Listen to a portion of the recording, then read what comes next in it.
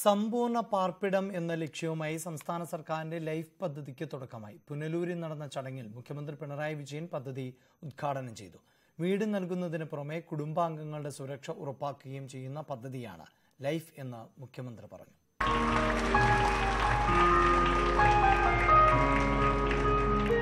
പുനലൂരിൽ 46 saint സ്ഥലത്തൊരുങ്ങുന്ന 4 നില ഫ്ളാറ്റിന്റെ നിർമ്മാണോദ്ഘാടനത്തോടെയാണ് സമ്പൂർണ്ണ പാർപ്പിട പദ്ധതിയായ ലൈഫിന് തുടക്കം കുറിച്ചത്.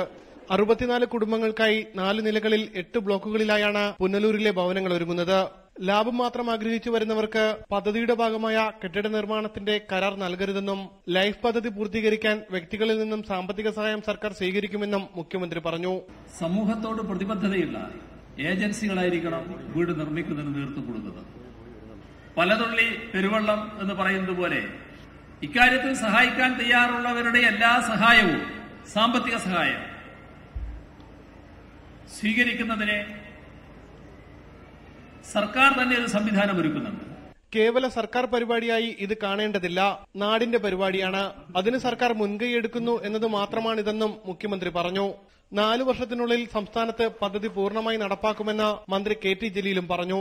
PMAY ഭവന പദ്ധതിയുടെ ഗുണഭോക്താക്കൾക്കുള്ള ധനസഹായ വിതരണം വനം മന്ത്രി കെ. രാജു നിർവഹിച്ചു.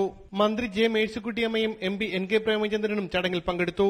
ന്യൂസ് 18 കൊല്ലം.